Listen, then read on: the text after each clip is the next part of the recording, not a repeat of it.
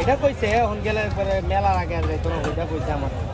কিন্তু যাই হোক আল্লাহ হায়াত মতো আল্লাহর কাছে আর এলো অসুস্থতা এই বাইক নিয়ে তো যতদিন থাকছে আমার আলহামদুলিল্লাহ অসুস্থ হয় না, বুঝলি?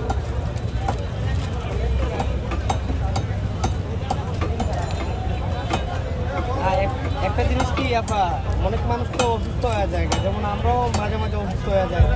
আলহামদুলিল্লাহ বাইক নিয়ে আমার ধরে 6-7 মাস আটকানা ছিল, কোনোদিন অসুস্থ হয় না। আল্লাহ যাতে অসুস্থ না দেয়, ভালো থাকে।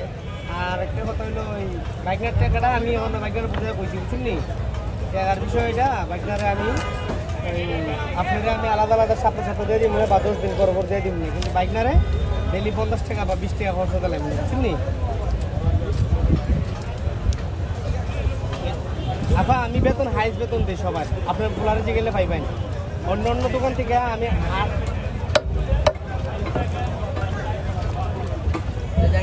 সমস্যা নাই। শুনুন আমার কথা হলো না না আপা, আমি পোলা বানাই বেতনটা সব জায়গায় 7,000 বা 7,500 টাকা, আমি দিই 8,100 টাকা।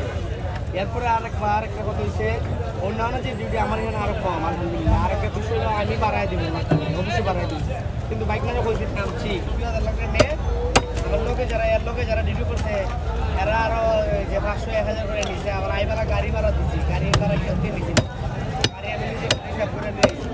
তো এখন কত হয়েছে যাইবার সময় কেউ রেট দেওয়া রাখছি না, কিছু লয়ে যাও, যার কিছু লয়ে যাও, লাগলে আরো 1,000 বেশি করে নেবো, নিয়ে খরচা করে পারি। তো বাইক না কইছে না লাগবো না মনে, বুঝলি?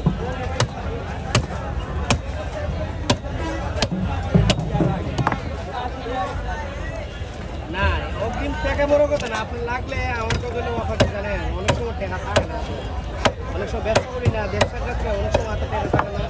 আবার যে সময় আসে এই সময় হাইট দিয়ে টাকা দেবেন নেই কথা বলবেন।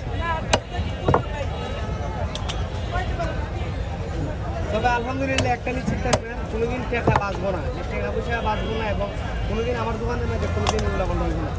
আমি যদি সেটও রাখতে পারি, ভালো রাখতে পারি, ততটুকু ভালো রাখবো, কারণ আমি যেভাবে থাকি এইভাবে রাখবো।